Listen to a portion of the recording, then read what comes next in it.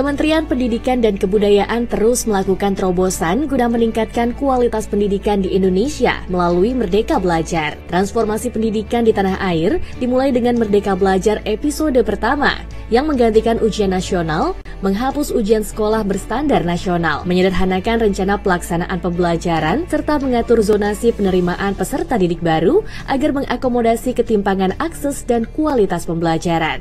Merdeka Belajar episode kedua Kampus Merdeka. Kita ingin melakukan kolaborasi antara universitas dengan berbagai macam pihak-pihak di luar universitas untuk menciptakan prodi-prodi baru. Episode ketiga, perubahan mekanisme penyaluran dan penggunaan dana bantuan operasional sekolah atau BOS. Nah, untuk penggunaan BOS-nya juga diberikan fleksibilitas. Ini adalah langkah pertama Kementerian Pendidikan dan Kebudayaan untuk membantu mensejahterakan guru-guru honorer yang memang layak mendapatkan upah yang lebih layak. Episode keempat, program organisasi penggerak. Bahwa paradigma Kementerian Pendidikan dan Kebudayaan itu akan berubah menjadi jauh lebih gotong royong.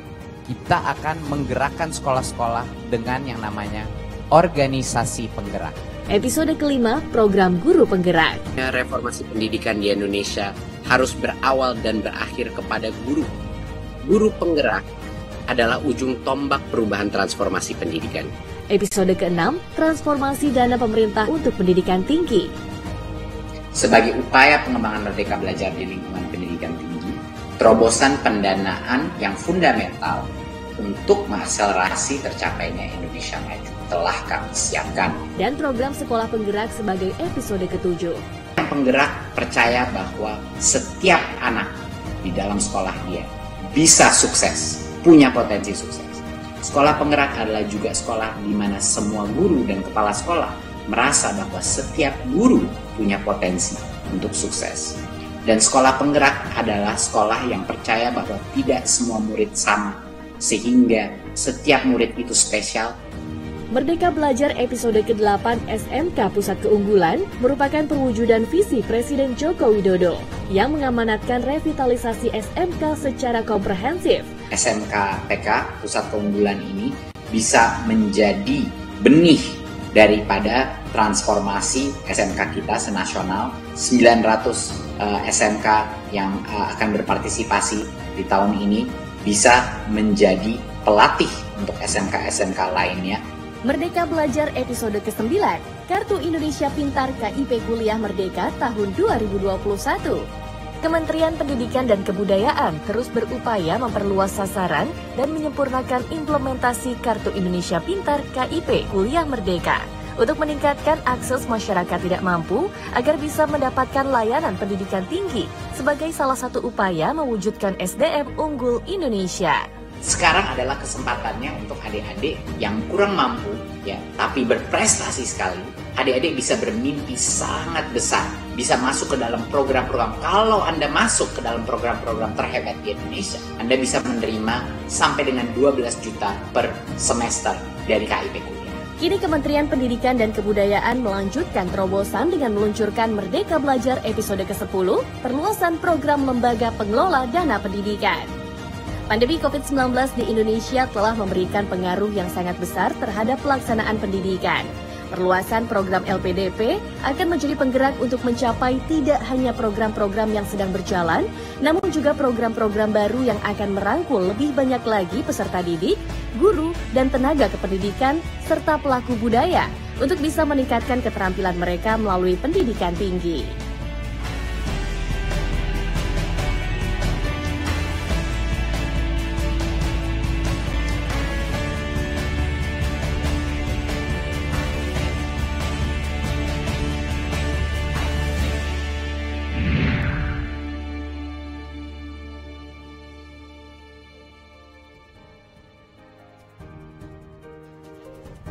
Assalamualaikum warahmatullahi wabarakatuh. Shalom, Om Swastiastu, Namo Buddhaya, salam kebajikan. Selamat sore semuanya. Sebelumnya saya izin terlebih dahulu untuk membuka masker dan tentunya tidak bosan-bosannya saya mengingatkan mari sama-sama kita terapkan protokol kesehatan dengan menjaga jarak, mencuci tangan dengan sabun di air mengalir. Karena saya sedang sendiri, saya membuka masker, tapi tapi jangan lupa untuk selalu memakai masker. Dan puji dan syukur kita panjatkan kepada Tuhan Yang Maha Esa, di sore hari ini kita dapat bergabung dalam acara peluncuran Merdeka Belajar episode ke-10, perluasan program beasiswa Lembaga Pengelola Dana Pendidikan dan LPDP. Dan tentunya selamat sore juga dan selamat bergabung kepada Menteri Koordinator Pembangunan Manusia dan Kebudayaan Indonesia, Bapak Muhadjir Effendi. Ada juga Menteri Keuangan Ibu Sri Mulyani Indrawati, Menteri Pendidikan dan Kebudayaan Bapak Nadiem Anwar Makarim, dan Menteri Agama yang diwakili oleh Direktur Jenderal Pendidikan Islam Kementerian Agama Republik Indonesia, Bapak Muhammad Ali Ramdhani. Semoga semua hari ini, sore hari ini berjalan dengan lancar, dan salam hormat juga kami aturkan kepada seluruh panelis, Direktur Utama LPDP, Bapak Andin Hadianto, Direktur Beasiswa LPDP, Bapak Dwi Larso, Sekretaris Jenderal Kementerian Pendidikan dan Kebudayaan, Bapak Ainun Naim, Dirjen Pendidikan Tinggi Kementerian dan Kebudayaan, Bapak Nizam. Ada juga Dirjen Guru dan Tenaga Kependidikan Kementerian Pendidikan dan Kebudayaan, Bapak Iwan Syahril, Dirjen Pendidikan Vokasi Kementerian Pendidikan dan Kebudayaan, Bapak Wikan Sakarinto, Dirjen Kebudayaan Kementerian Pendidikan dan Kebudayaan, Bapak Hilmar Farid, dan kami juga menyapa Wakil Ketua Komisi 10 DPR RI, Ibu Hatifah Syaifudian, anggota Komisi 10 DPR RI, Bapak Putra Nababan, dan Andreas Hugo Pareira, serta seluruh peserta dan rekan-rekan media yang telah bergabung secara virtual bersama kami sore hari ini. Izinkan saya, Widya Saputra, untuk memandu acara peluncuran Merdeka Belajar episode ke-10, perluasan program beasiswa Lembaga Pengelolaan Dana Pendidikan. Dan pandemi COVID-19 memang telah memberikan pengaruh yang sangat besar terhadap dunia pendidikan Indonesia. Peserta didik, tenaga pendidik, dan tenaga kependidikan pun ditantang untuk meningkatkan kualitasnya. Situasi tersebut mendorong Kementerian Pendidikan merancang sejumlah program, terutama di bawah kebijakan Merdeka Belajar, yang memberikan akses lebih luas kepada masyarakat untuk menempuh dan menyelesaikan pendidikan tinggi. Program-program tersebut, Ibu Bapak, mengarah pada perbaikan kualitas pendidikan di dalam maupun di luar kelas, serta pengembangan keterampilan akademis dan praktis.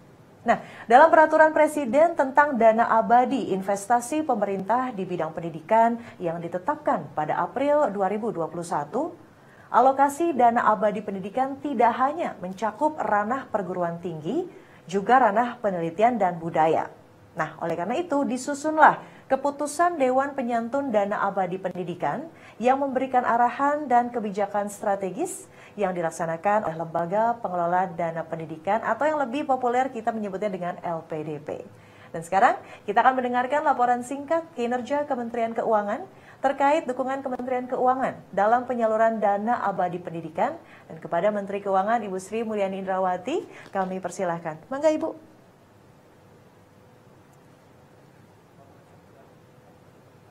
Baik, Ibu Sri Mulyani, boleh minta tolong audionya boleh dinyalakan, siap. Terima kasih, Ibu. Terima kasih. Bismillahirrahmanirrahim. Assalamualaikum warahmatullahi wabarakatuh. Waalaikumsalam. Selamat sore, salam sehat, salam sejahtera bagi kita semua. Om Swastiastu, Namo Buddhaya, salam kebajikan. Para hadirin yang kami hormati, dan di sini ada Bapak Menko, Pak Menteri Pendidikan, kemudian Wakil Ketua Komisi 10 dan peserta sekalian. Saya menyambut gembira untuk bisa ikut serta dalam peluncuran Merdeka Belajar episode yang ke-10, di mana tema kali ini adalah perluasan program Lembaga Pengelola Dana Pendidikan atau LPDP. Ini merupakan kolaborasi yang sangat baik antara Kementerian Pendidikan dan Kebudayaan dengan Kementerian Keuangan sebagai pengelola dari BLU Dana Abadi Pendidikan. Ibu Bapak sekalian, kita semuanya memahami bahwa sumber daya manusia adalah aset yang paling berharga dan paling penting bagi suatu bangsa. Bagaimana suatu bangsa bisa maju dan meningkat kesejahteraan maupun di dalam meningkatkan juga kualitas hidup sangat tergantung kepada bagaimana kita meningkatkan kualitas sumber daya manusianya. Dan peningkatan sumber daya manusia merupakan tanggung jawab yang sangat penting dari Kementerian Pendidikan dan Kebudayaan. Undang-Undang Dasar 45 kita juga sudah memberikan penekanan yang luar biasa, satu-satunya belanja negara yang disebut di dalam Undang-Undang Dasar 1945 adalah mengenai belanja pendidikan, di mana sejak tahun 2009 pada saat terjadi amandemen Undang-Undang Dasar 45, disebutkan bahwa belanja pendidikan kita harus 20% dari total belanja negara. Dan ini semenjak 2009 hingga sekarang, belanja pendidikan kita meningkat luar biasa. Pada saat awal 2009, kita melakukan belanja pendidikan dari total belanja negara sebesar 208 triliun.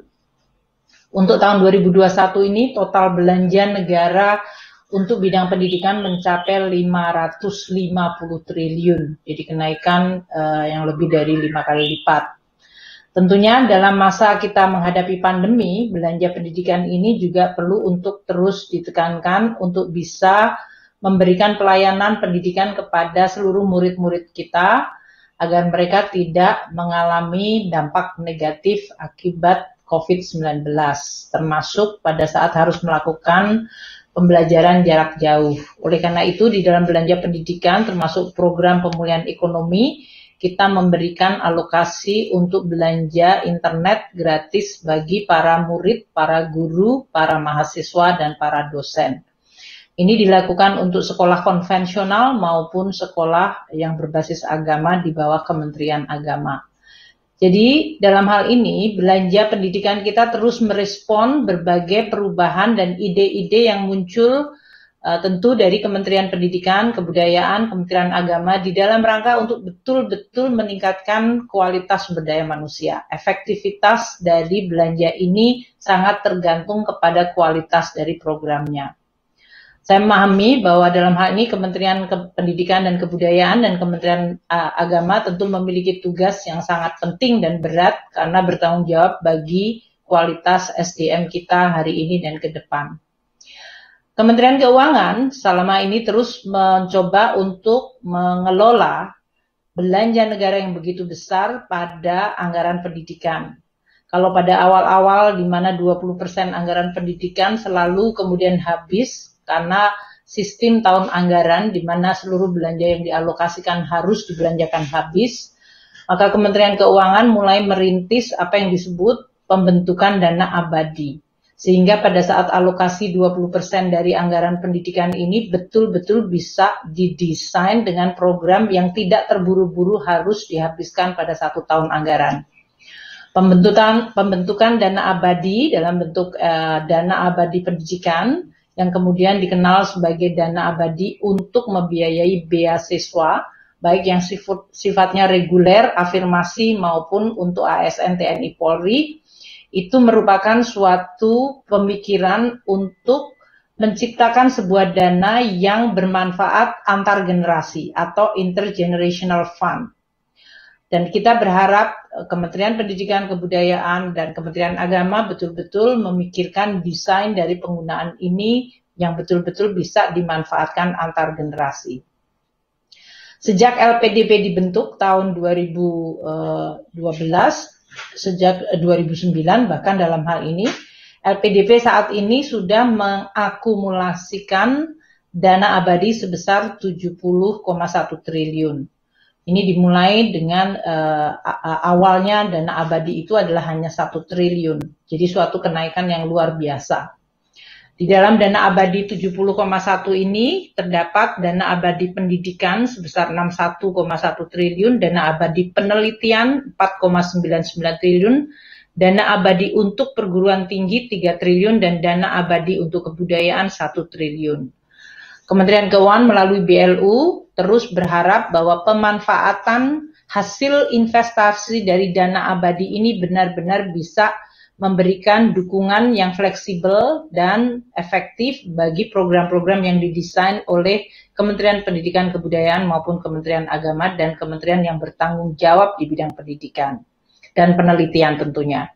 Nah, dalam hal ini untuk program Merdeka Belajar episode 10, saya mendengar dan melihat bahwa Kemendikbud melakukan inisiatif untuk memperluas penggunaan dana abadi LPDP dari sisi hasil investasinya untuk membiayai berbagai program yang tidak hanya mencakup beasiswa yang tradisional sudah diberikan, yaitu beasiswa reguler, beasiswa afirmasi, dan juga beasiswa untuk ASN, TNI, Polri, agar mereka bisa mengambil dan mendapatkan kesempatan meningkatkan pendidikannya dan skill mereka di perguruan-perguruan tinggi yang baik di Indonesia maupun terutama juga di dunia.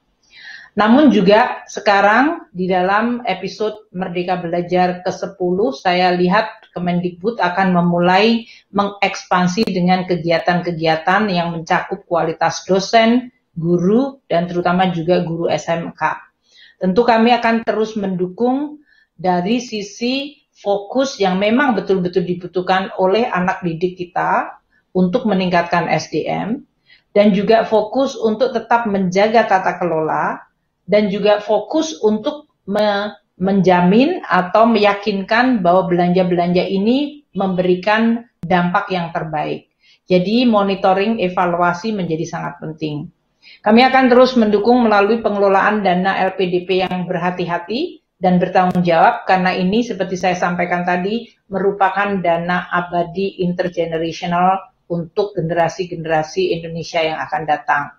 Saya berharap setiap rupiah dana abadi ini akan bisa dimanfaatkan secara maksimal, dipertanggungjawabkan secara jelas, dan juga dengan tata kelola yang sebaik-baik mungkin, sehingga masyarakat kita bisa mengapresiasi dan memahami uang negara, uang dari hasil pajak kita adalah kembali untuk masyarakat juga.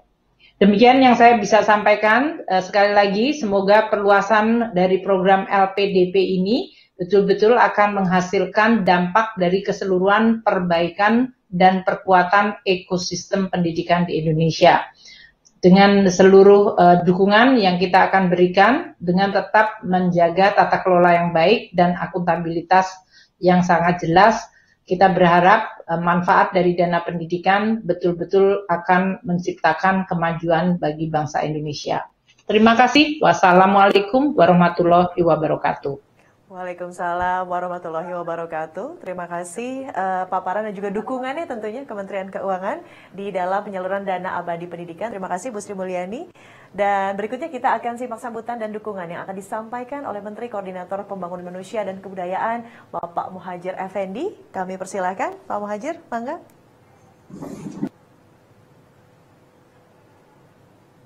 Pak Muhadjir Effendi, sudah bisa mendengar suara kami? Kami sedang mencoba kembali untuk menghubungi Pak Muhadjir Effendi.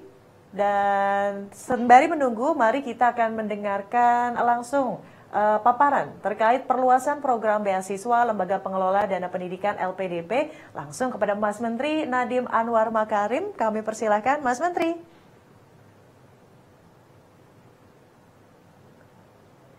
Mas Menteri boleh minta tolong audio dinyalakan terlebih dahulu, punten. Halo, selamat sore.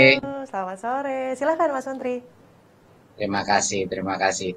Assalamualaikum warahmatullahi wabarakatuh. Waalaikumsalam warahmatullahi Salam wabarakatuh. sejahtera bagi kita semua. Om Swastiastu, Namo Buddhaya, salam kebajikan, Rahayu. Yang terhormat, pimpinan dan anggota Komisi 10 DPR RI, yang saya hormati, Menteri Koordinator Pembangunan Manusia dan Kebudayaan Bapak Muhadjir Effendi, Menteri Keuangan Ibu Sri Mulyani, Menteri Agama Bapak Yakut Kholil Qomas, Direktur Utama Lembaga Pengelola Dana Pendidikan beserta jajaran, Direktur Jenderal di lingkungan Kemendikbud, Kepala Dinas Pendidikan Provinsi, Kota, dan Kabupaten, Ibu dan Bapak Rektor dan Dosen, Perwakilan Badan Eksekutif Mahasiswa Indonesia, dan perwakilan pelaku budaya Indonesia, serta para pemirsa yang berbahagia.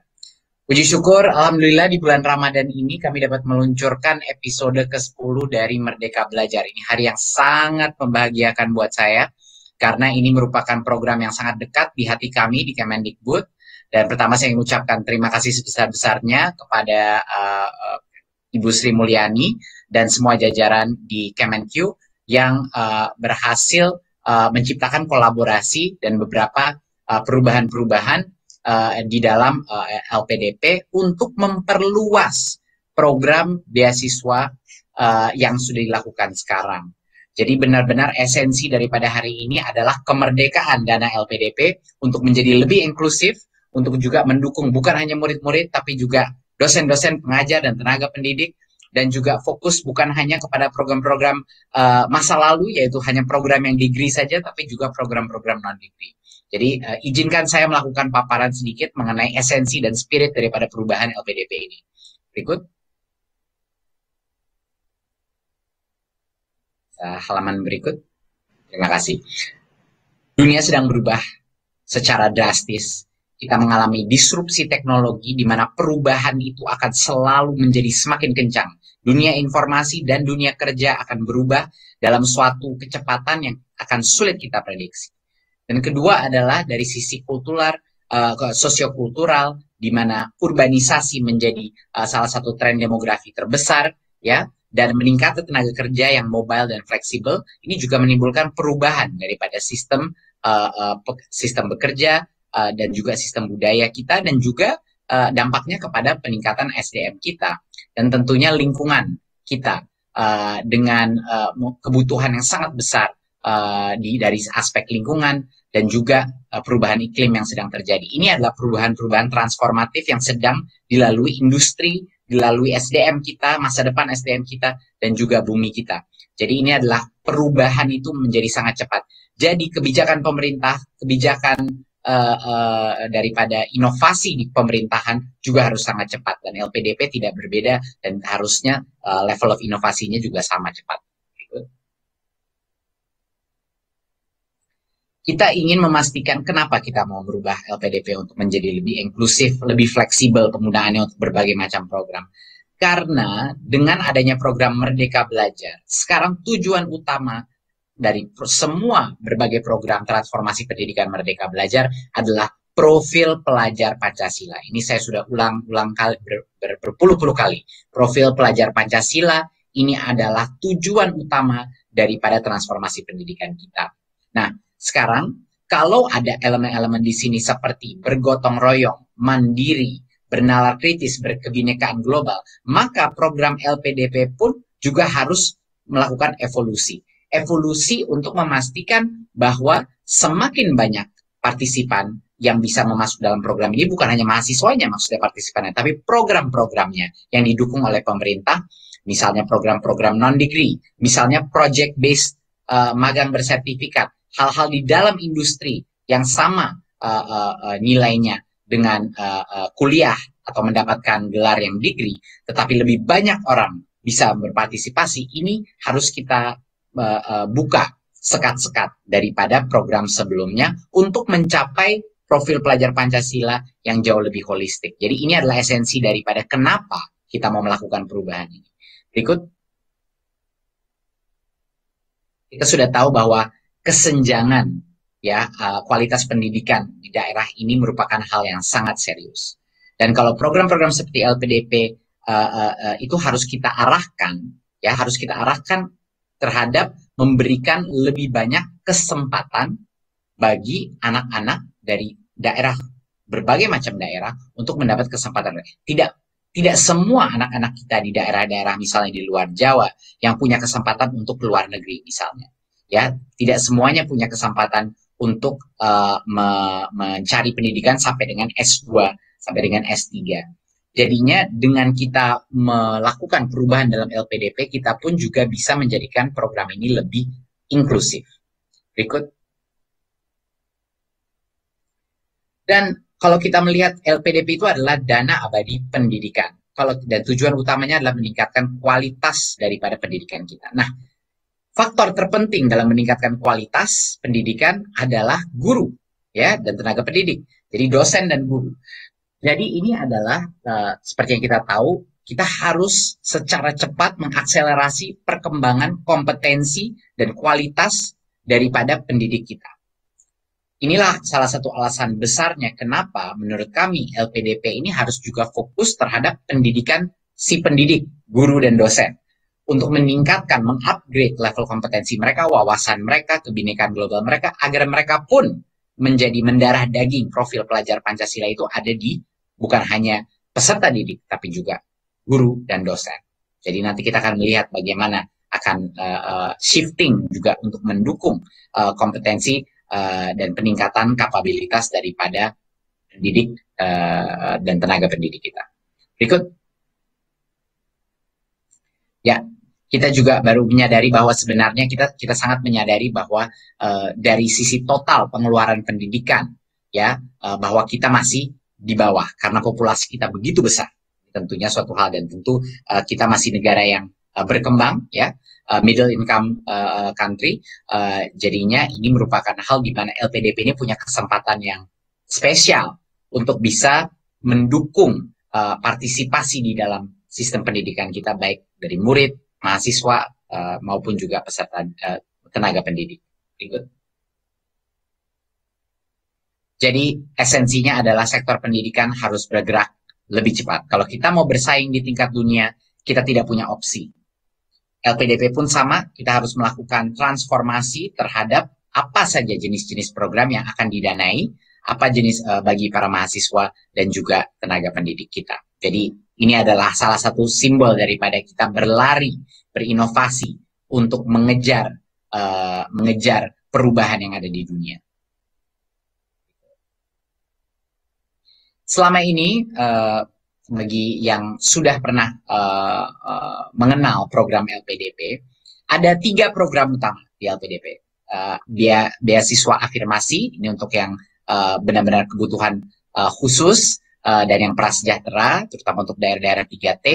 Ada beasiswa yang targeted untuk beberapa sektor-sektor penting seperti dokter spesialis, TNI, Polri, dan PNS misalnya. Dan yang ketiga adalah beasiswa umum, ini biasanya S2 dan S3, dan terutama untuk kebanyakan juga untuk di luar negeri. Ya, jadi ini adalah sebelumnya LPDP, seperti ini bentuknya. Nah, sekarang bisa ditunjukkan, kita akan menambahkan sekitar 6 grouping dari program baru. Ini luar biasa. Bapak Ibu, saya sangat senang sekali hari ini bisa mengumumkan ini. Karena untuk pertama kalinya LPDP akan bisa pertama mensponsor atau memberikan beasiswa untuk program Kampus Merdeka. Jadi jika teman-teman kita yang akan menerima 20 SKS untuk mengajar di daerah 3T atau magang 6 bulan di dalam perusahaan, magang bersertifikat, ya, atau exchange student kemana, di mana dia akan menerima 20 SKS untuk suatu pengalaman di luar kampusnya dia, makanya kita ingin semua anak keluar kampus, ini pun akan bisa didanai oleh LPDP. Jadi LPDP dan Merdeka Belajar sekarang sinkron, menjadi satu kesatuan dari sisi kebijakan dan juga dari sisi output yang mau kita hasilkan. Jadinya untuk anak-anak keluar dari ke dunia yang nyata, untuk research project, untuk social project, entrepreneurship, dan juga untuk magang bersertifikat, ini menjadi salah satu flagship program kami di Kemendikbud dan salah satu visi Pak Presiden yang didukung full oleh beliau. Jadi sekarang LPDP bisa mendukung biaya mahasiswa untuk program Kampus Merdeka. Kedua adalah untuk program dosen dan tendik. Jadi kita akan fokus kepada memberikan beasiswa kepada dosen untuk mencapai S2, S3, atau untuk melakukan riset, atau untuk magang di industri, dan atau untuk pun magang di perguruan tinggi. Nanti kita akan jelaskan detailnya seperti apa. Tapi kedua, B2 ini adalah fokus kepada dosen dan tenaga pendidik untuk mengupgrade mereka. Dan yang ketiga, B3 adalah mengenai program guru, ya, guru dan tenaga pendidikan untuk memberikan beasiswa kepada guru untuk mencapai tingkat akademia yang lebih tinggi, tingkat spesialisasi yang lebih tinggi. Dan B4 di sini adalah program vokasi. Kita telah menyelaraskan program ini dengan strategi revitalisasi vokasi kita di Dirjen Vokasi. Jadi ini akan ada berbagai macam beasiswa untuk berbagai macam instansi di SMK kita maupun di perguruan tinggi vokasi kita. Dan B5 adalah untuk pertama kalinya kita akan membuka beasiswa untuk S1 bagi siswa-siswa dan mahasiswa yang berprestasi. Jadi untuk pertama kalinya kita akan buka S1 untuk mahasiswa, untuk siswa-siswa SMA yang berprestasi, dan beasiswa S2 untuk mahasiswa S1 yang berprestasi. Dan yang terakhir B6 tentunya beasiswa kebudayaan, di mana kita akan untuk pertama kalinya menambahkan program khusus untuk beasiswa kebudayaan, di mana kita akan membantu mereka untuk mendapatkan berbagai macam kemampuan untuk meningkatkan kreativitas mereka, untuk meningkatkan ilmu mereka dalam bidang-bidang mereka tersendiri. Jadi ini adalah perubahan yang cukup besar. Ya, kita menambahkan, bukannya mengganti, kita menambahkan kategori-kategori untuk memperluas dan memperlebar inklusivitas daripada LPDP untuk mendukung target-target Merdeka Belajar kita. Berikut. Ya, untuk beasiswa yang sebelumnya sudah ada beberapa perubahan, ada beberapa penyempurnaan yang akan kita lakukan. Yang pertama adalah yang tadinya hanya eksklusif untuk S2 dan S3, kabar gembira untuk siswa-siswa berprestasi, anak-anak SMA yang berprestasi, kita sekarang punya ya, beasiswa untuk S1, ya, untuk yang berprestasi tapi tentunya. Dan juga bukan hanya S1, kita juga membuka beasiswa untuk non-degree program. Non-degree program itu yang bukan S1 atau S2, mungkin 1 semester, mungkin hanya 1 tahun, mungkin ada program khusus, tapi kita melihat tren pendidikan ini akan memecah-mecah degree ini menjadi modul-modul yang lebih kecil. Jadi LPDP harus mengejar tren dalam dunia pendidikan seperti itu dengan memberikan beasiswa untuk yang jangka pendek juga, dan alhamdulillah sekarang juga S1 untuk para anak-anak SMA berprestasi juga bisa kita berikan beasiswa. Kedua adalah bahwa kita akan mempertajam kriteria daripada sekolah-sekolah, misalnya sekolah-sekolah luar negeri dan di dalam negeri, dengan cara yang lebih sistematis, yang lebih objektif, menggunakan beberapa indeks dari ranking-ranking dan juga akreditasi, dan itu akan menjadi suatu sistem yang jauh lebih tidak subjektif, jauh lebih objektif, dan lebih kuantitatif cara kita memilih mana sekolah-sekolah yang lebih yang akan diberikan beasiswa. Dan juga di mana sebelumnya calon penerima beasiswa harus melakukan seleksi yang kadang-kadang berlapis-lapis. Jadinya ada banyak ketidakpastian yang ada, tapi sekarang dengan adanya kita sudah mengunci jumlah sekolah atau program yang akan bisa diberikan beasiswa, kita akan mempermudah proses aplikasi daripada LPDP, karena dengan adanya kepastian program apa saja yang akan didanai, siswa pun lebih percaya diri untuk apply kepada program-program yang ada di daftar ini dan tahu bahwa itu akan ada kemungkinan besar akan bisa mendapatkan beasiswa LPDP. Jadi programnya akan tidak terlalu berlapis, akan lebih efisien, akan lebih mudah dengan kepastian yang lebih tinggi. Berikut. Ya, sekarang masuk program-program baru kita. Seperti yang saya bilang tadi, Kampus Merdeka akan pertama kali tahun ini didukung oleh LPDP. Kita sudah mengirim 15.000 anak untuk kampus mengajar batch pertama, lalu semester berikutnya kita akan kirim lagi. Ada 4 program kita di Kampus Merdeka yang besar groupingnya. Satu adalah kampus mengajar untuk kembali untuk mengajar, berkontribusi untuk generasi berikutnya buat mahasiswa.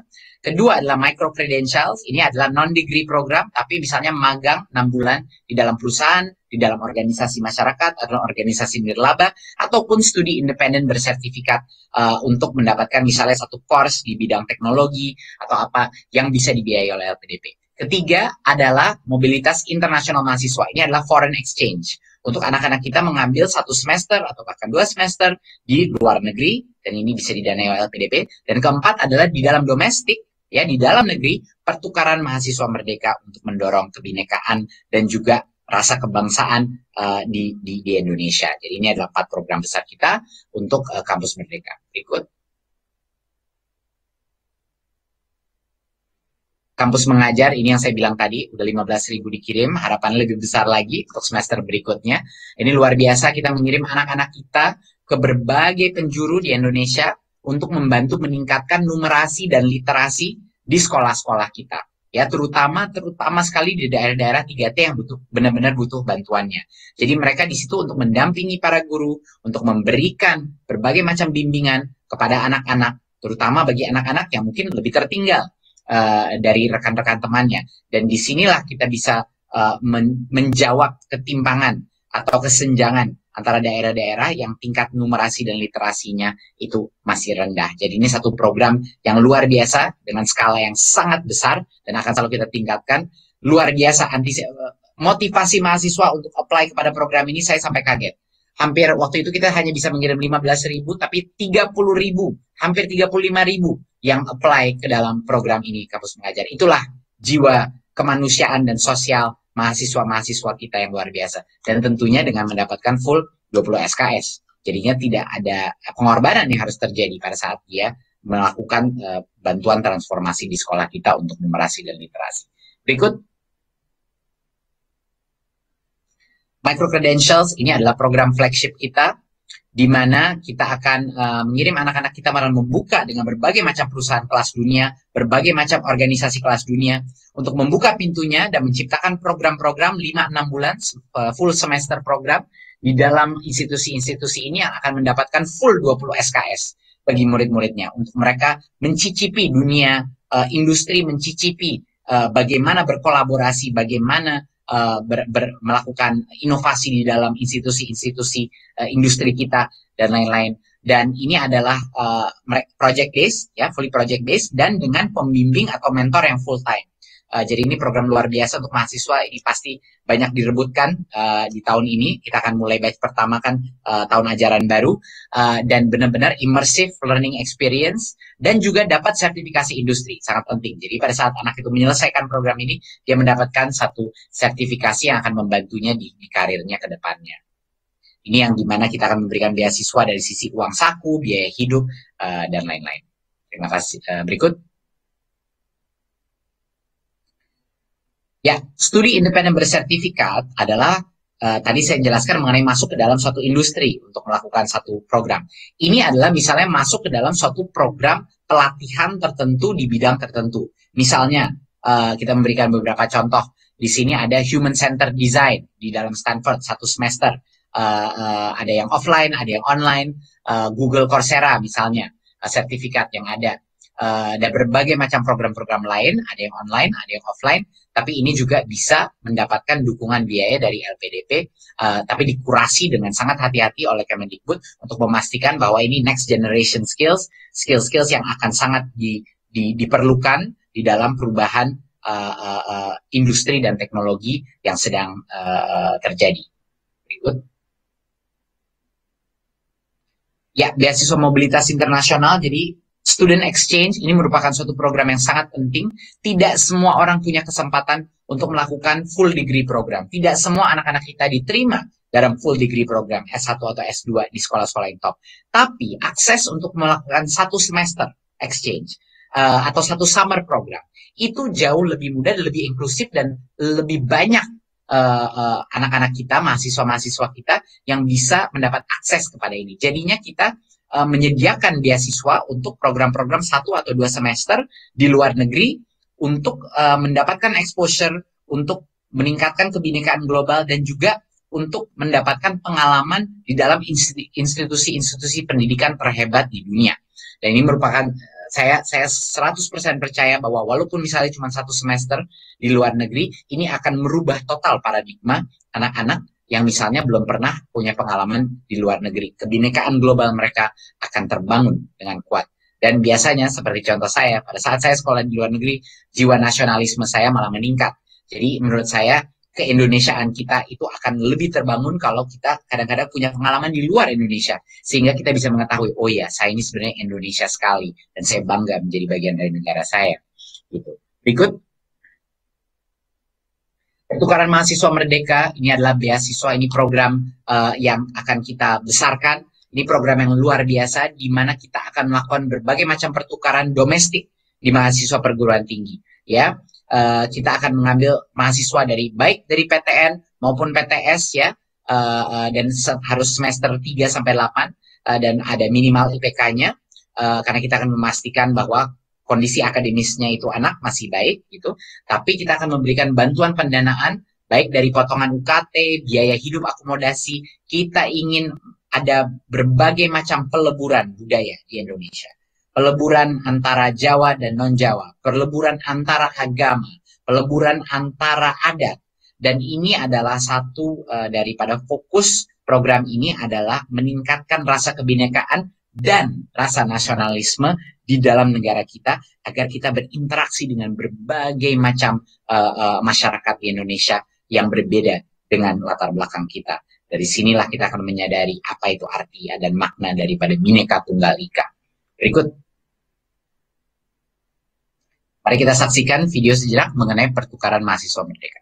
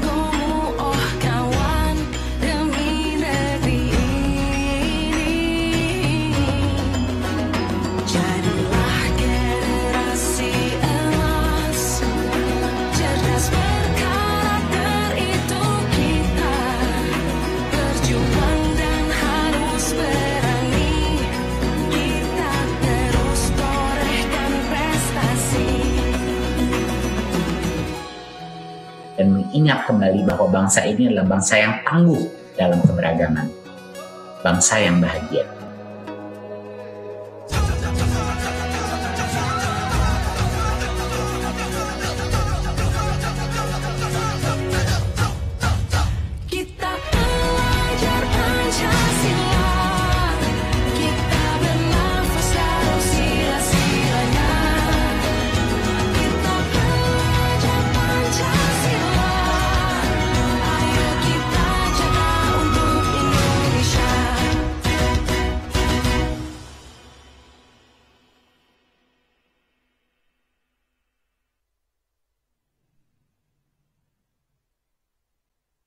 Terima kasih.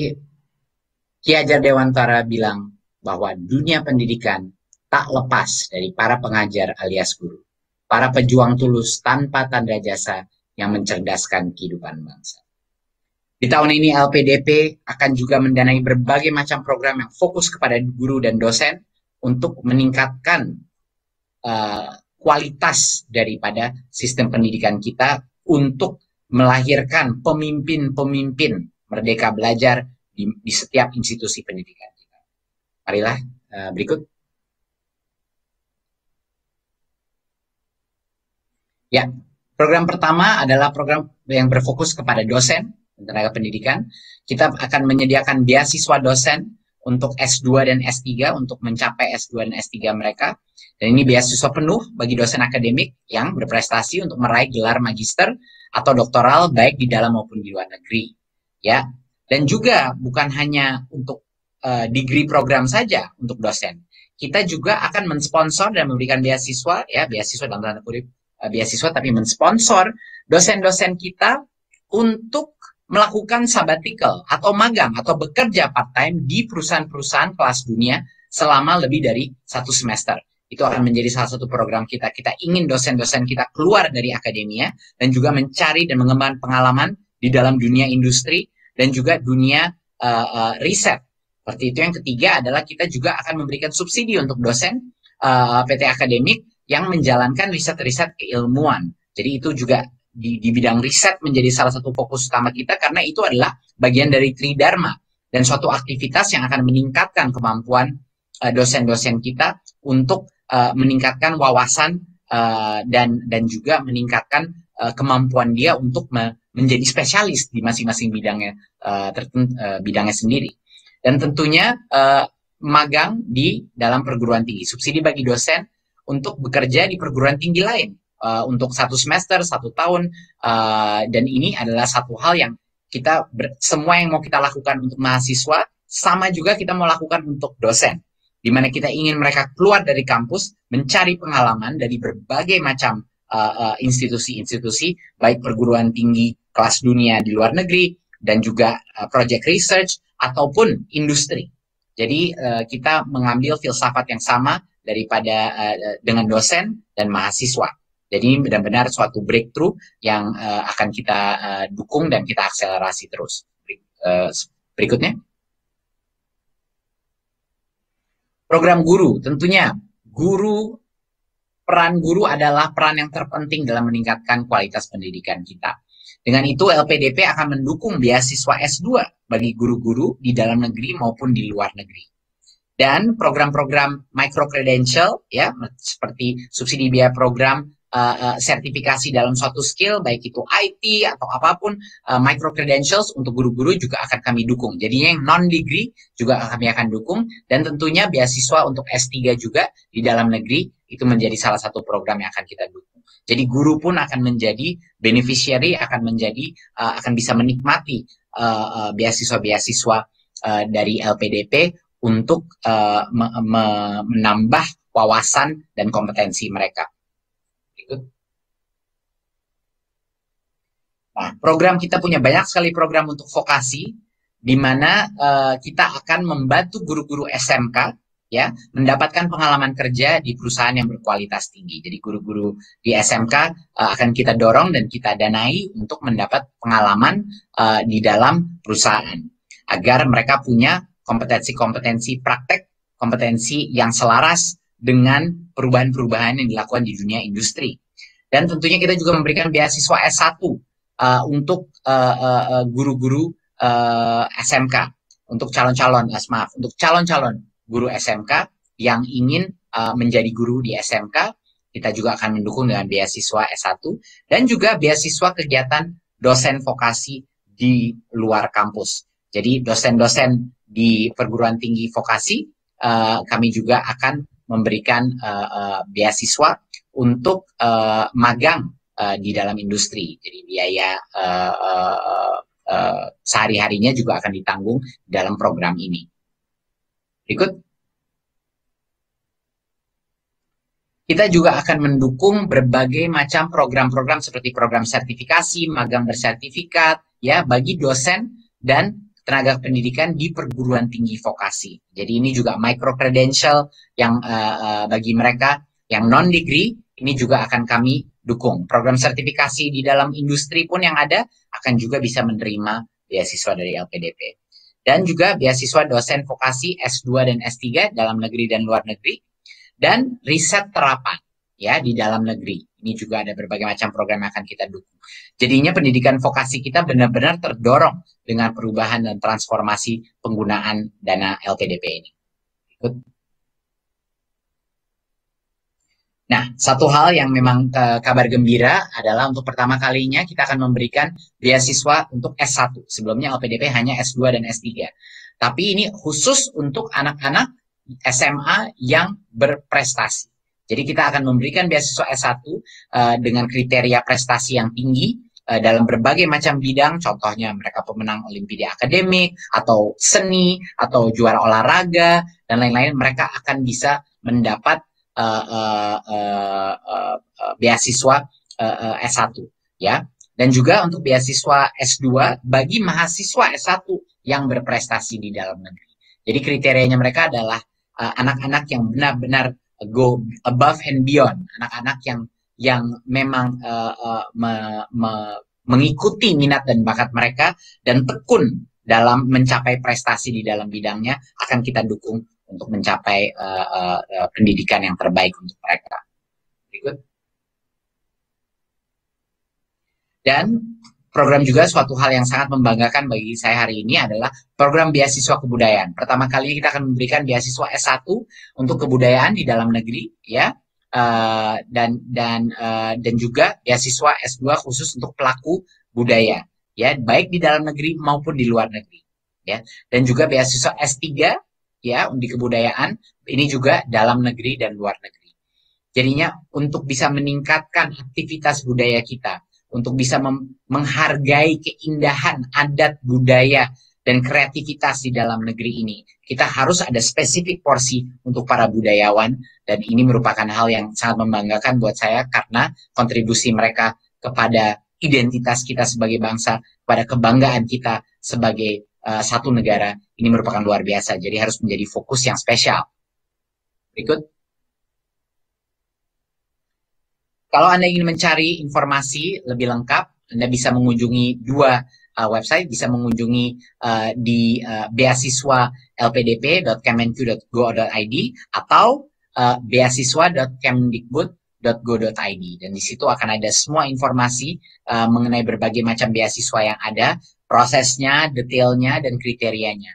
Pendaftaran semua program ini dibuka pada tanggal 2 Mei tahun ini 2021, ya, tanggal 2 Mei jangan lupa, dan buklet dengan informasi yang lengkap itu bisa diunduh di laman registrasi. Dan kalau ada pertanyaan, jangan khawatir, bisa langsung mengkontak helpdesk kita di Kemdikbud. Jadinya semuanya informasi ini available secara online untuk para calon-calon penerima yang tertarik untuk melihat berbagai macam program, kriterianya seperti apa dan prosesnya seperti apa. Berikut. Sebagai beberapa patah kata penutup, saya ingin menyebut apa yang disebut ibu kita, R.A. Kartini. Bagi semua anak di Indonesia, semua anak yang rajin dan ingin mencapai prestasi yang tinggi, teruslah bermimpi, bermimpilah selama engkau dapat bermimpi.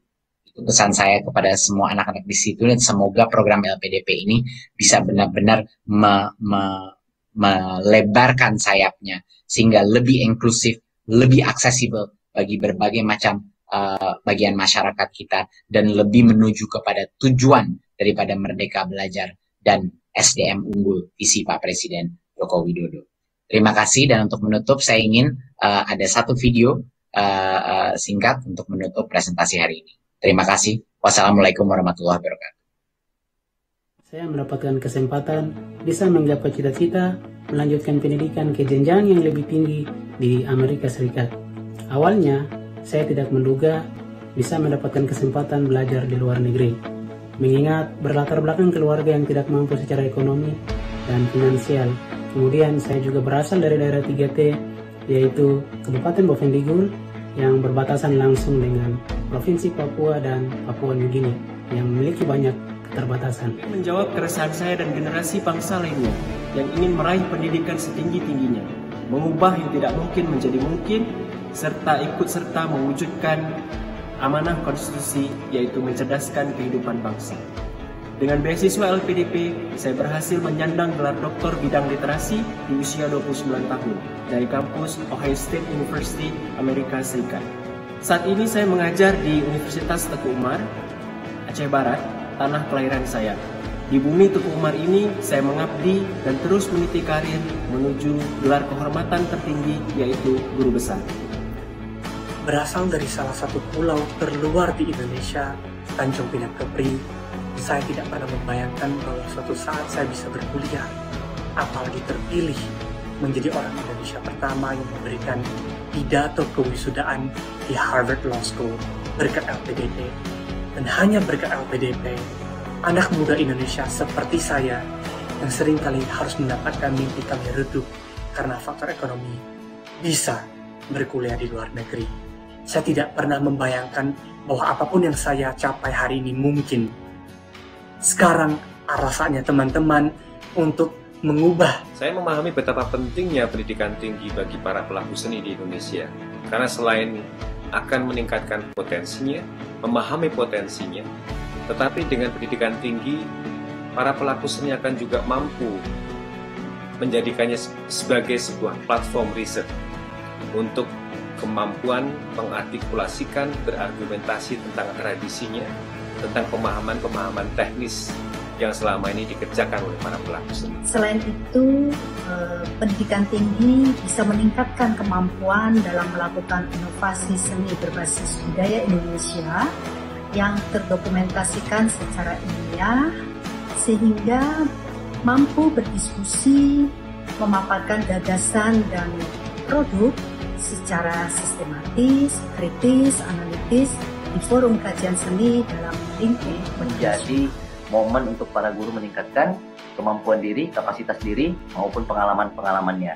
Dan diharapkan pengalaman ini akan dibawa ke dunia pendidikan di sekolah, mengeksekusi sebuah ide, membuat suatu pemecahan masalah, dan membuat gerakan dan gebrakan-gebrakan di dunia pendidikan khususnya karena ini. Jadi saya mendorong bagaimana beasiswa guru ini dapat dimanfaatkan dengan baik dan dapat dirasakan manfaatnya oleh para guru khususnya untuk Indonesia. Dampak-dampak ini akan. Saya memiliki harapan dan cita-cita yang besar terhadap pendidikan di Indonesia. Saya berharap dengan mendapatkan pendidikan di salah satu universitas terbaik di dunia ini dan mampu mempelajari berbagai sistem pendidikan yang ada di negara-negara maju, saya mampu memberikan pelayanan yang maksimal untuk memberikan pendidikan yang merata, yang adil, yang merdeka, dan berpihak kepada murid serta bersaing secara internasional. Mari kita tingkatkan kompetensi diri kita sehingga kita mampu memberikan pelayanan yang maksimal kepada peserta didik dan bagi negara kita yang mewakili Bapak Ibu Dewan Guru dari SDIT Ilham Kamil Cipondo merasa sangat senang bahkan terbantukan dengan adanya program Kampus Pengajar. Program Kampus Pengajar ini adalah salah satu program yang sangat cerdas, sangat tepat. Program Kampus Pengajar ini sangat meningkatkan mutu pendidikan suatu sekolah untuk memenuhi 8 standar pendidikan dengan dibantukan oleh adik-adik mahasiswa dari program Kampus Pengajar kolaborasi dengan Bapak Ibu Dewan Guru kami yang ada di sekolah, sehingga terciptalah suasana pembelajaran yang sangat menyenangkan dari peserta didik karena perangkat dan media pembelajarannya sangat banyak. Selama saya mengikuti program ini, banyak sekali hal baru dan pengalaman baru yang saya dapatkan. Ternyata pendidikan di Papua, khususnya di sekolah saya, itu masih tertinggal. Dan di sekolah saya itu mayoritas siswanya itu adalah orang asli Papua. Jadi pengalaman menarik yang saya dapatkan, yang saya rasakan yaitu bagaimana saya bisa merasakan mendampingi siswa tersebut agar mereka bisa memahami materi yang diajarkan oleh guru, dan saya bisa berkolaborasi dengan teman-teman saya yang berasal dari berbagai jurusan. Jadi, salah satu pengetahuan itu adalah pengalaman, dan pengalaman itu tidak datang dengan sendiri, tetapi pengalaman itu harus selalu kita cari. Atas nama Forum Rektor Indonesia, saya mengucapkan selamat atas peluncuran Merdeka Belajar ke-10 perluasan program LPDP. Semoga program baru ini dapat meningkatkan skill dan kompetensi para mahasiswa, guru, dan pendidik agar tidak saja mampu beradaptasi dalam perubahan, tapi juga menjadi presenter perubahan. Beriring harapan agar peningkatan skill dan kompetensi tersebut mampu memberikan impact nyata untuk kemajuan bangsa.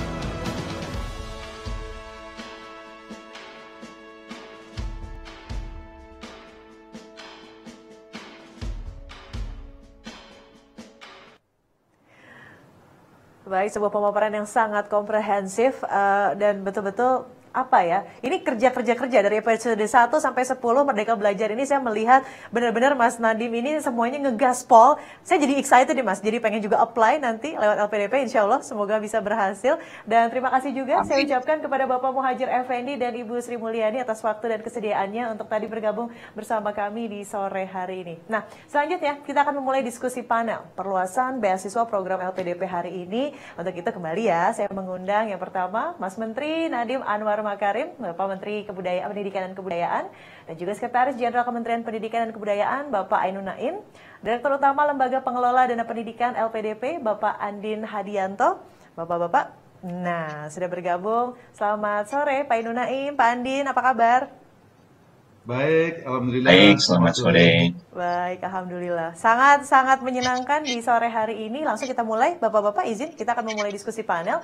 Pertanyaan pertama ini ditujukan kepada Direktur Utama LPDP. Namun sebelumnya saya ingin mengucapkan selamat dulu nih kepada Pak Andin. Pak Andin selamat ya atas pelantikannya sebagai Direktur Utama LPDP sebulan yang lalu. Semoga diberikan berkah yang baik dalam bertugas. Dan saya ingin tahu nih Pak, boleh diceritakan visi Bapak untuk LPDP ini ke depannya seperti apa? Terutama dengan adanya kolaborasi yang sangat inspiratif di sore hari ini dengan Kementerian Pendidikan dan Kebudayaan yang baru saja Mas Menteri umumkan. Silahkan Pak Andin.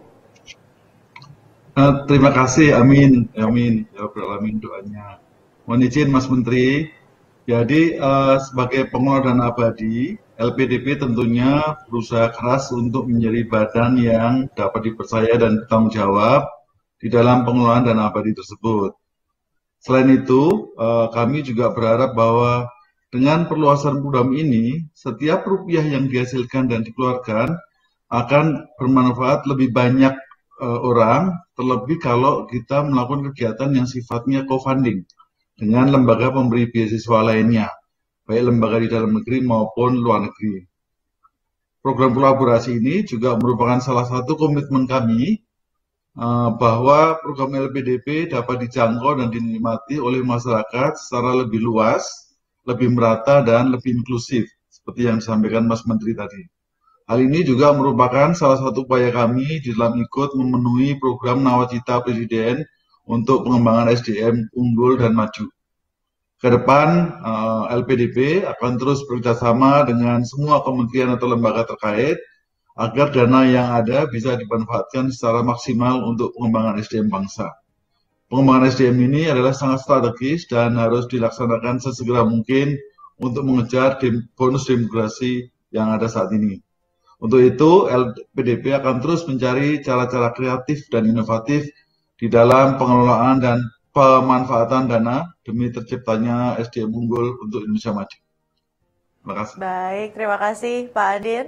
sudah menjawab pertanyaannya. Dan pertanyaan berikutnya ini untuk Sekretaris Jenderal Kemendikbud, dan pertanyaan ini disampaikan oleh Mediana dari Kompas, Pak. Izin saya bacakan. Pertanyaannya, bagaimana kebijakan pemerintah untuk dana abadi pendidikan secara makro? Apakah ini ada desain besar begitu, Pak, untuk dana jangka panjang? Silakan. Ya, terima kasih atas pertanyaannya. Jadi memang pemerintah ini ingin memperbesar dana abadi pendidikan hingga bisa memberikan layanan pendidikan secara lebih baik, ya, dan lebih. Nah, bagaimana caranya? Tentu salah satunya dengan mengalokasikan sebagian dari anggaran pendidikan. Kemudian juga ada jenis-jenis lainnya, yaitu dana abadi penelitian, dana abadi perguruan tinggi, dan dana abadi kebudayaan. Kemudian tadi kita lihat Mas Menteri memaparkan kita ini punya spending untuk pendidikan yang relatif masih kecil dibanding berbagai negara. Kemudian apa strategi berikutnya? Kita ingin mengundang masyarakat, termasuk korporasi, untuk ikut membangun dana abadi pendidikan ini. Kita sudah membangun LPDP, kita upayakan LPDP ini nanti mempunyai kredibilitas yang tinggi, sehingga komponen masyarakat non-pemerintah itu ikut membangun dana abadi pendidikan.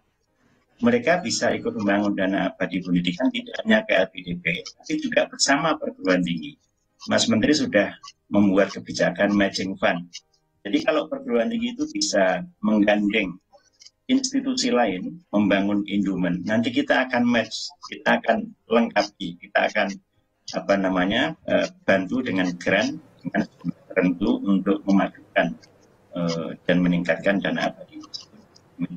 Baik, Pak Ainun Naim, terima kasih juga yang juga memang menjadi Dewan Pengawas LPDP ya, Pak Ainun. Terima kasih atas penjelasannya. Nanti mungkin ada pertanyaan lagi, tapi pertanyaan selanjutnya kembali ditujukan kepada Dirut LPDP. Nah, dengan adanya peluncuran program-program baru ini, apa yang terjadi nih Pak Andin dengan program-program beasiswa yang sudah selama ini berjalan di LPDP sebelumnya?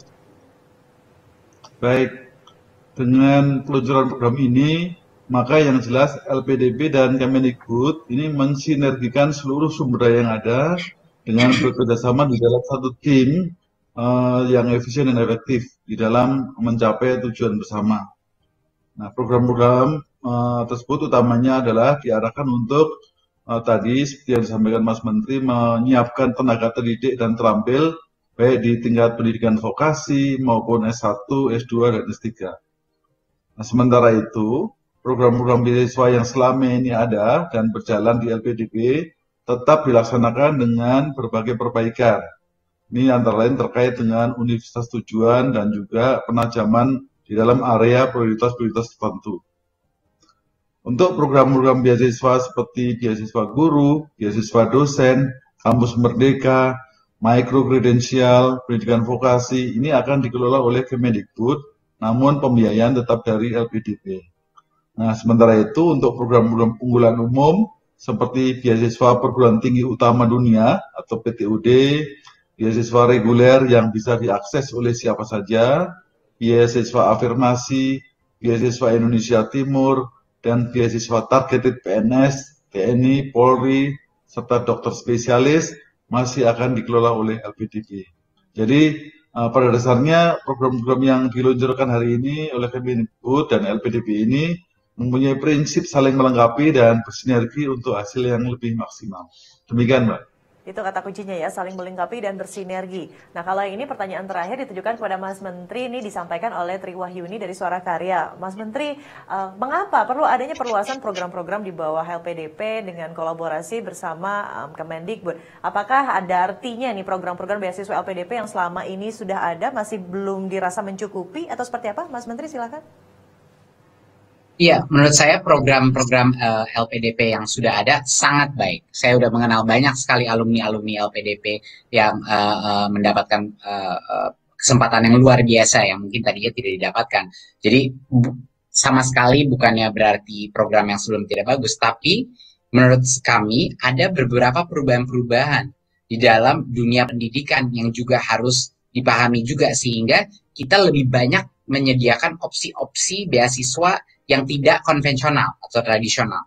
Seperti contohnya, Tren pendidikan sekarang adalah yang bergerak dari yang tadinya semuanya degree program menjadi non-degree program.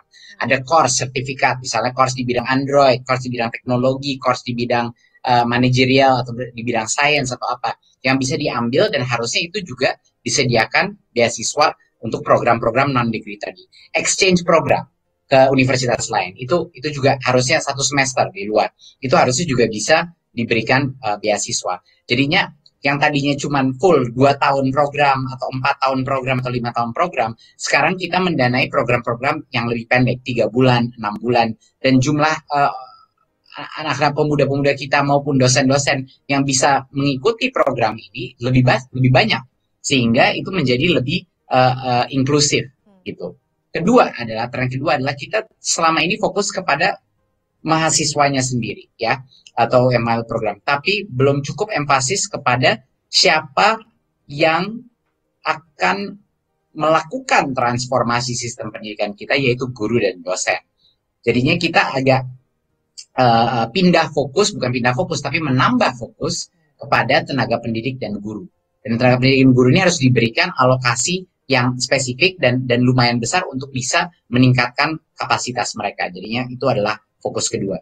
Yang ketiga adalah kita juga lebih mudah sedikit jenjangnya. Kita tadinya tidak ada S1 sama sekali, sekarang ada S1 programnya. Tapi dengan level prestasi yang sangat tinggi, dengan kriteria yang sangat ketat, tapi menurut kami adalah dari sisi sosial mobilitas ya, mobilitas sosial, S1 itu dampaknya adalah yang terbesar untuk bisa meningkatkan kemampuan anak itu untuk menjadi pemimpin di bidangnya, ataupun untuk mencari kesempatan karir yang sangat berbeda kalau dia tidak misalnya bisa masuk ke dalam universitas yang hebat.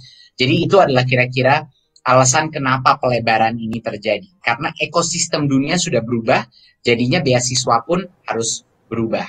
Dan makanya kami menyambut baik. Jangan lupa juga kebudayaan. Tadi saya lupa mention bahwa untuk pertama kalinya khusus spesifik untuk kebudayaan, karena itu suatu sektor yang sangat penting untuk identitas dan kebinekaan negara kita.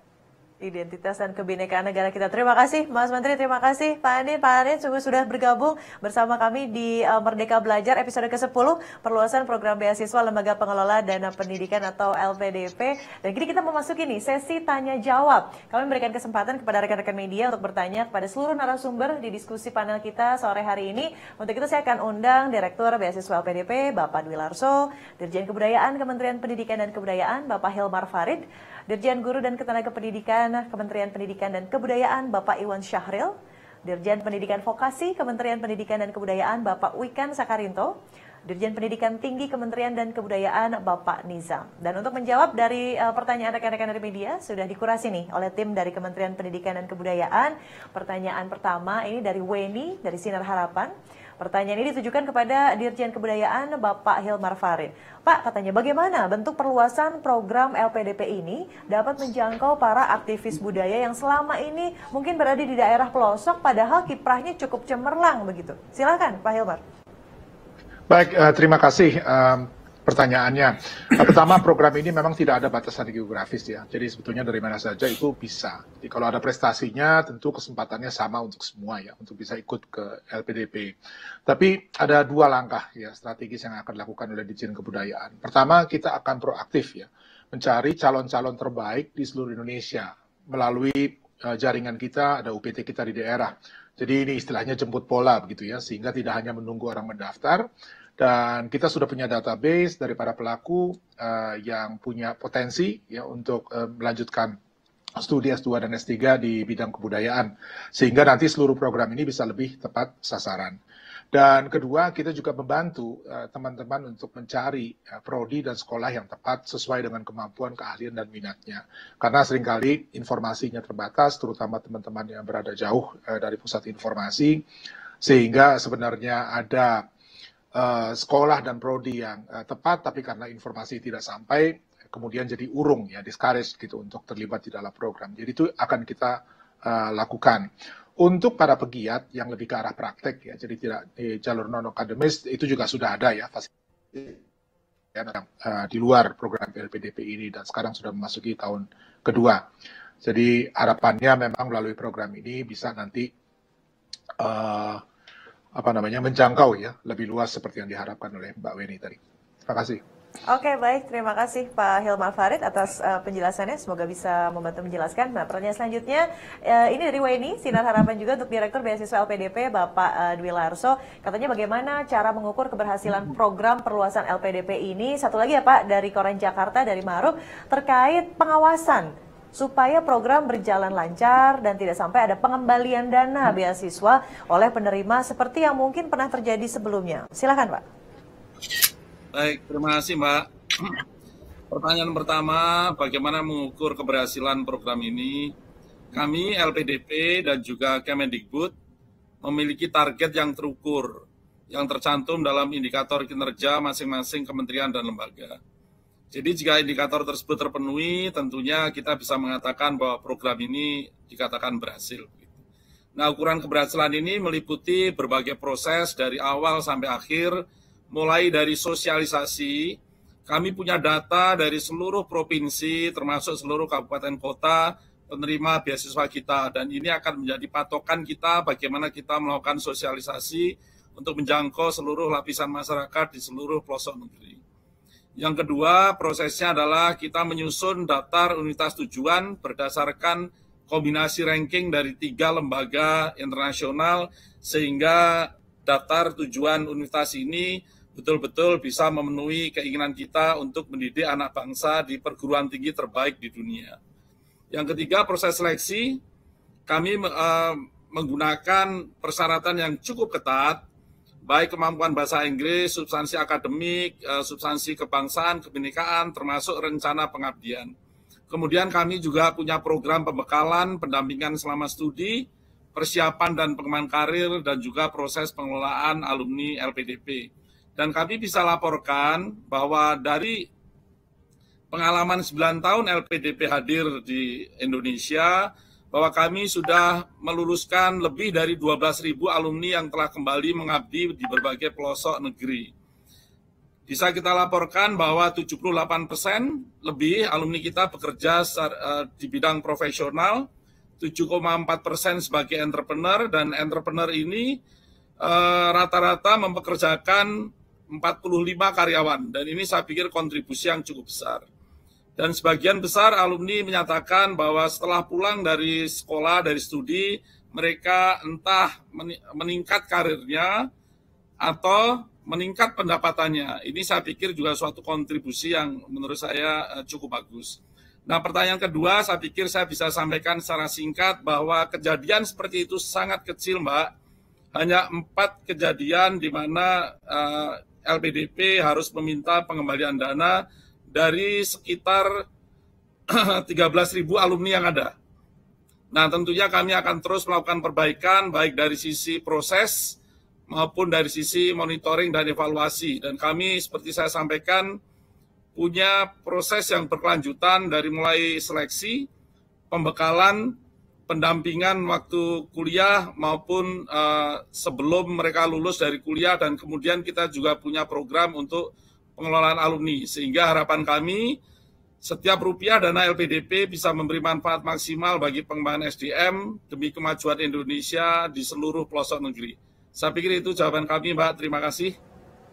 Baik, terima kasih Pak atas jawaban dari pertanyaan. Nah, kalau yang ini pertanyaan terakhir Bapak-Bapak, disarikan dari beberapa pertanyaan media yang senada. Pertanyaan ini ditujukan kepada Dirjen Guru dan Tenaga Kependidikan Kementerian Pendidikan Kebudayaan, Bapak Iwan Syahril.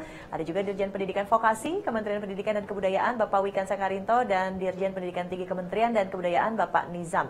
Pertanyaan ini, apa saja yang akan dilakukan setelah pengumuman ini untuk memastikan implementasi program di direktorat masing-masing berjalan dengan maksimal? Saya memberikan kesempatan terlebih dahulu kepada Bapak Nizam, Dirjen Pendidikan Tinggi Kementerian Kebudayaan. Silakan Pak Nizam. Baik, terima kasih sekali. Jadi program ini sudah sangat dinanti-nanti. Oleh karena itu kami di Direktorat Jenderal Pendidikan Tinggi sudah sejak 6-7 bulan ini menyiapkan program ini dengan bermitra dengan lebih dari 500 perusahaan-perusahaan kelas dunia maupun perguruan-perguruan kelas dunia. Kita sudah membuat berbagai MOU dengan mitra perguruan tinggi di Uni Eropa, perguruan tinggi di Asia, dan perguruan tinggi di Amerika Serikat, Australia, dan sebagainya.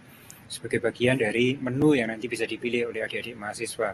Demikian juga dengan perusahaan-perusahaan, ratusan perusahaan yang sudah kita kerjasamakan yang nanti siap untuk menerima program-program yang akan dibiayai oleh LPDP ini. Terima kasih LPDP dan Mas Menteri yang telah meluncurkan program ini.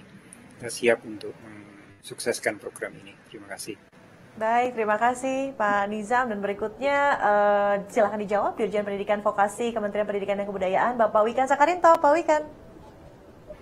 Terima kasih atas waktunya.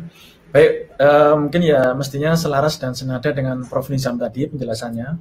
Kami memang harus memastikan ini berjalan dengan optimal atau bahkan mendekati maksimal. Tentunya kami sudah menyiapkan laman, portal, buklet, dan semuanya bisa diakses oleh seluruh sivitas yang eligible untuk program ini. Nah, karena beberapa program di vokasi ini ada pengembangan dari tahun-tahun yang sebelumnya, yaitu tidak hanya dosen yang bisa kuliah lanjut ke luar negeri atau kuliah lanjut studi lanjut, tapi juga ada guru SMK atau calon guru SMK. Tentunya kami harus melakukan sosialisasi yang lebih masif lagi untuk memberikan penjelasan dan memberikan semangat bagi guru-guru dan sivitas akademika, tidak hanya perguruan tinggi vokasi tapi juga SMK. Nah, kami akan segera terjun nanti ke lapangan untuk roadshow menjelaskan, karena persyaratan yang tadi disampaikan Pak Dwi tadi cukup challenging. Artinya kita memang ingin mendapatkan input yang terbaik, yang passionnya juga sudah siap, serta komitmen kerja karakternya juga sudah baik. Kita biayai untuk meningkatkan kompetensi dan profil mereka. Nah, tentunya ini bagi sivitas yang tadinya belum terakses oleh LPDP ini kan mereka juga butuh persiapan. Nah, ini yang harus kita bantu mereka untuk kita jelaskan sehingga mereka bisa secepatnya melakukan persiapan untuk mendaftar program ini. Untuk guru vokasi atau dosen vokasi kami juga akan terus lakukan sosialisasi. Mungkin demikian yang bisa kami sampaikan. Intinya kami harus memastikan guru, siswa, dosen, mahasiswa, teknik, vokasi sebisa mungkin siap untuk menyongsong peluang yang luar biasa ini. Terima kasih, Mbak.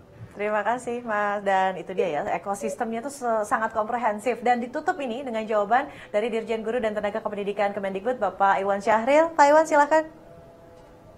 Ya, terima kasih Mbak Widya.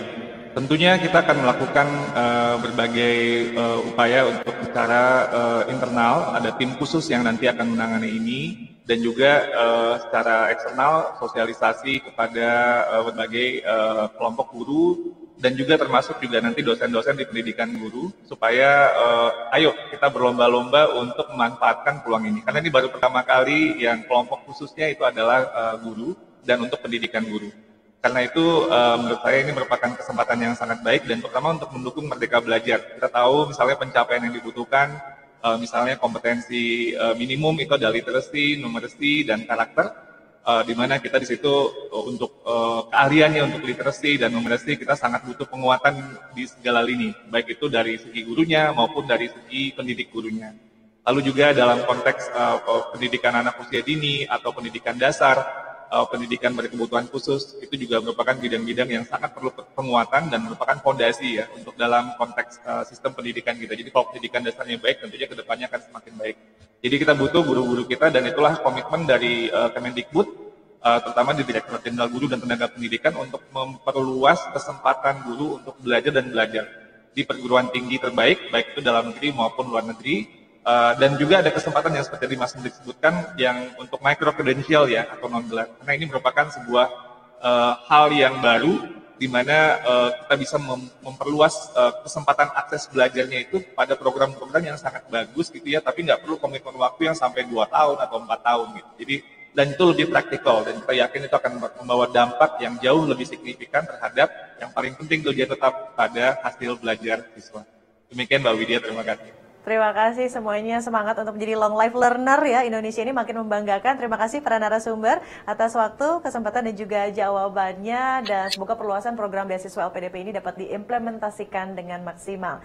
Pertimbangan paling mendasar kebijakan Merdeka Belajar ke-10 perluasan program beasiswa Lembaga Pengelola Dana Pendidikan adalah meningkatkan semangat belajar dengan membuka akses seluas-luasnya kepada peserta didik, guru dan tenaga kependidikan serta pelaku budaya.